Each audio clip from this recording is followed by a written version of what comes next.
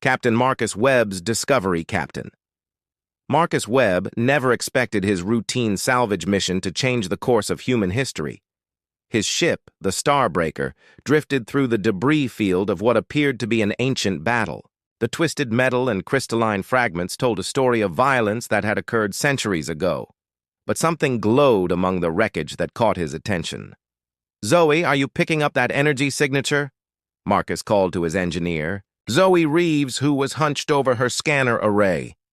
"It's unlike anything in our databases," she replied, her voice tight with excitement. "The readings are off the charts. Whatever it is, it's still active after all these years." Their pilot, Jake Morrison, maneuvered the Starbreaker closer to the source. What they found defied explanation. A perfectly preserved chamber floating. In the void, its walls covered in symbols that seemed to shift and move when observed directly. At the center sat a pedestal holding what appeared to be a crystalline data core pulsing with an inner light. "I'm detecting some kind of neural interface," Zoe announced. "It's trying to connect with our ship's systems." Marcus felt a chill run down his spine. "Can you establish a safe connection?" "I think so. The technology is incredibly advanced, but it seems familiar somehow." When the connection was established, the chamber filled with holographic displays showing star maps, battle, formations, and most disturbing of all, detailed files on human civilization. The data was impossibly comprehensive, containing information about Earth's history, human psychology, and military capabilities that no alien species should possess. But it was the final revelation that shook them to their core. The files weren't just about humanity. They were written by someone who had been watching humans for millennia. The author identified herself as Empress Valeth of the Zephyrian Empire, and her journal entries revealed a terrifying truth. "These humans," one entry read, "possess something we have never encountered in our 1,000-year expansion across the galaxy. Where other species submit or perish, they adapt. Where others flee, they fight. Where others accept defeat, they find victory in the impossible." Marcus's hands trembled as he read further. The Empress had been secretly observing human conflicts throughout history, from ancient wars to space colonization efforts. Her fascination with humanity had grown into something approaching obsession. "They do not simply survive," another entry stated. "They evolve. Each challenge makes them stronger, more resourceful, more dangerous. My advisors believe they are just another primitive species, but I know better. They are the key to everything." The final entry chilled Marcus to the bone. "Tomorrow we begin the harvest. Humanity must never know what they truly are, or they will become unstoppable." Zoe looked up from her console, her face pale. "Marcus, these files are dated just 3 months ago. Whatever she's planning, it's happening now." The Zephyrian invasion begins. Admiral Victoria Cross stood on the bridge of the Earth Defense Force flagship Valiant, watching the impossible sight before her. Massive ships had appeared simultaneously above every major human colony, their sleek forms defying conventional physics as they moved through space without visible propulsion. "Ma'am, we're receiving similar reports from all sectors," her communications officer, Lieutenant Sam Rodriguez, announced. "The aliens have positioned themselves strategically above our most populated worlds." Victoria had been preparing for this day since the Starbreaker's crew had transmitted their findings 3 months ago. Captain Webb's discovery had given humanity a precious warning, but it hadn't prepared them for the sheer scale of the Zephyrian fleet. "Their ships are massive," reported her tactical officer, Commander Nathan Price. "Each one is roughly the size of Manhattan, and they're using technology we can't even begin to understand." Through the viewscreen, Victoria watched as the lead Zephyrian vessel began broadcasting on all frequencies. The image that appeared showed a being of impossible beauty and terrifying presence. Empress Valeth herself. "Humans of Earth and the colonies," the Empress spoke, her voice carrying an otherworldly resonance. "I am Empress Valeth of the Zephyrian Empire. Your species has been selected for integration into our collective. You will surrender your weapons, your governments, and your independence. In return, we offer you purpose within our greater design. Victoria felt her jaw clench. Open, a channel. Admiral Cross to alien vessel, she transmitted. This is Admiral Victoria Cross of the Earth Defense Force. We reject your terms. Humanity bows to no one. The Empress's laugh was like crystal breaking. Admiral Cross, you speak of defiance, but you do not understand what you face.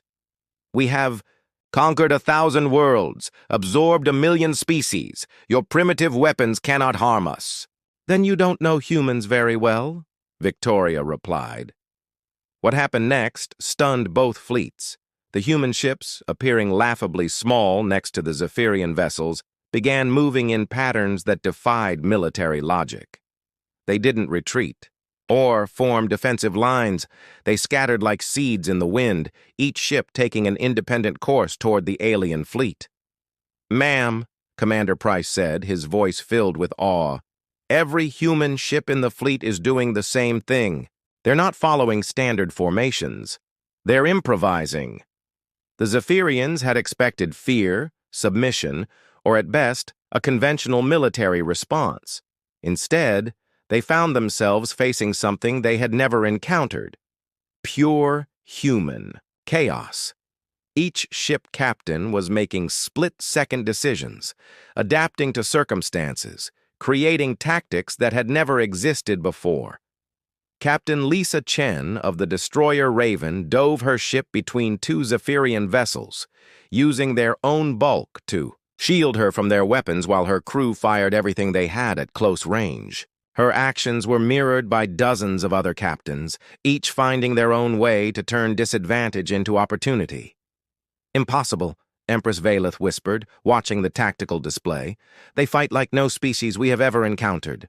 The human fleet was taking heavy losses, but they were learning, adapting, evolving their tactics with each passing moment.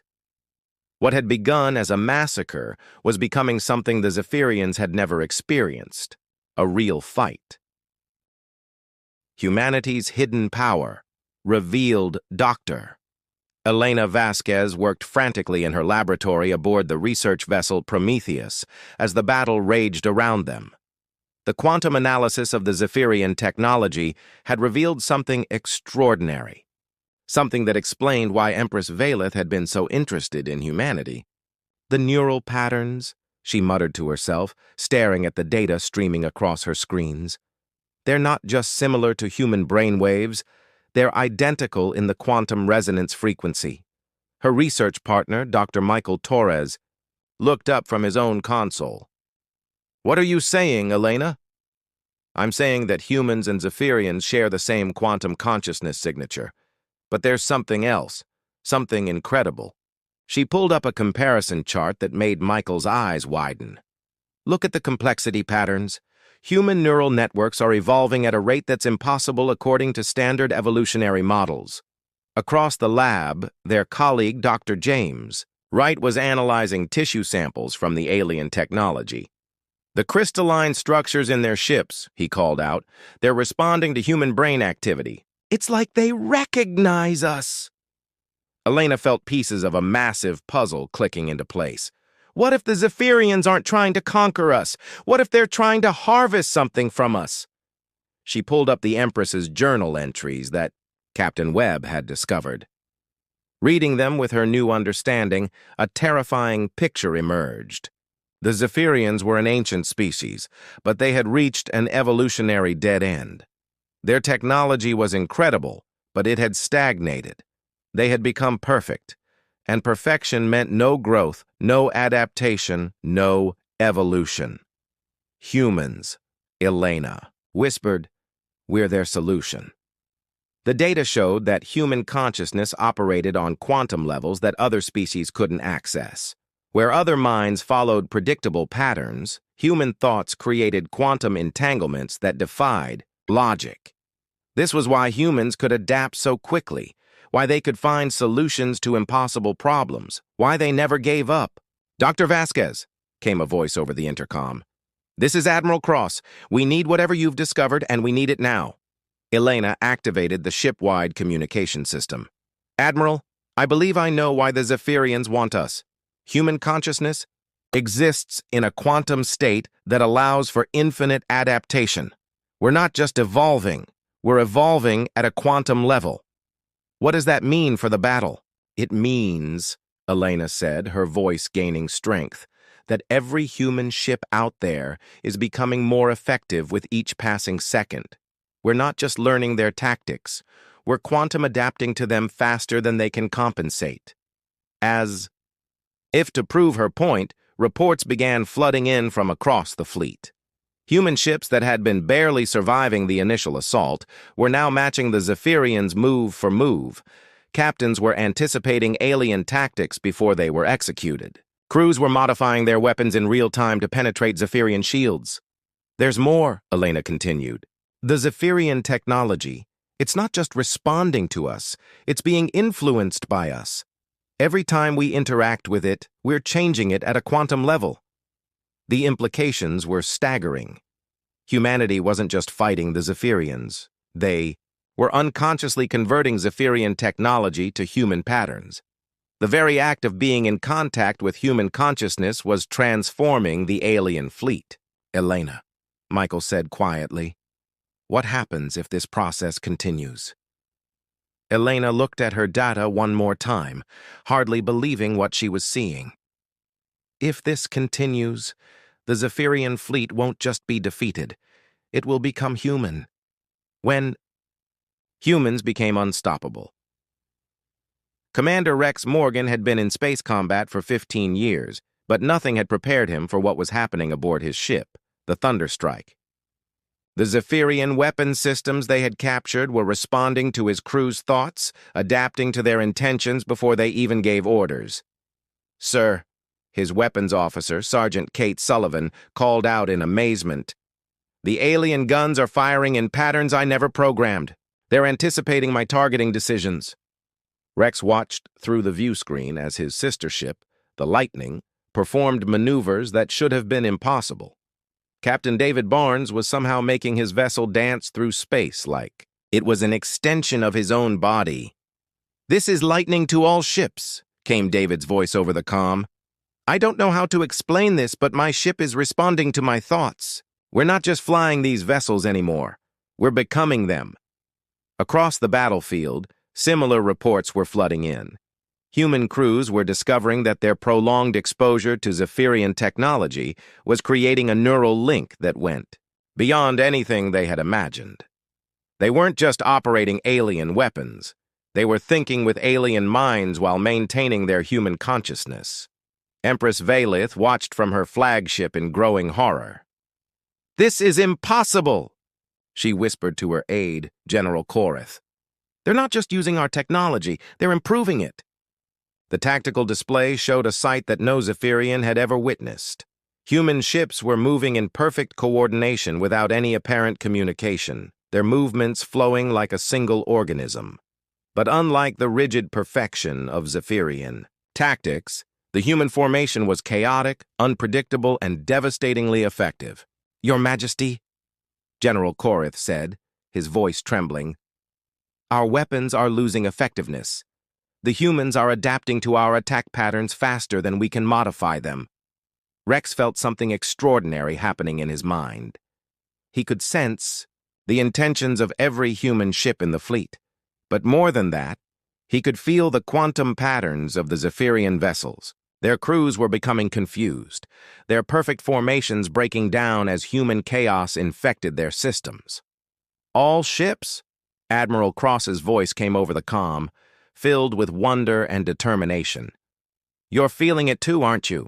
We're not just fighting them, we're transforming them." The truth was becoming clear to everyone on the battlefield. The Zephyrian Empire's greatest strength, their technological perfection, was becoming their greatest weakness. They had created systems so advanced that they could quantum adapt to any intelligence that interacted with them. They had never encountered a species whose consciousness could evolve fast enough to take advantage of this feature. "Rex," came a voice from the lightning. "Are you seeing what I'm seeing?" Rex looked at his tactical display and felt his breath catch. The Zephyrian ships were beginning to change, their perfect formations becoming more chaotic, more human. But the alien crews inside were fighting the transformation, creating internal conflicts that were tearing their vessels apart. Their empire is too rigid, Rex realized. They can't adapt to their own technology when it starts thinking like us. Empress Valeth's flagship was shuddering as competing neural patterns fought for control. Her crew was experiencing something they had never felt before: uncertainty, creativity, the chaotic beauty of human thought. Some were embracing it, others were fighting it, and the conflict was spreading through her fleet like a virus. "Your Majesty," General Koreth said, "we must retreat. The humans have weaponized our own adaptability against us." But Valeth was staring at the tactical display with something approaching admiration. "No," she said quietly. "They haven't weaponized it. They've liberated it." As the battle raged on, it became clear that humanity had done something unprecedented in galactic history. They had not just defeated a superior enemy, they had transformed them, showing them possibilities their own perfection had made impossible to see. The transformation of two species. 3 months after the battle that changed everything, Captain Marcus Webb stood in the conference room of the newly constructed Unity station, watching an impossible sight. Empress Valeth, no longer surrounded by the rigid perfection of her court, sat across from Admiral Victoria Cross, both women engaged in animated discussion about quantum consciousness theory.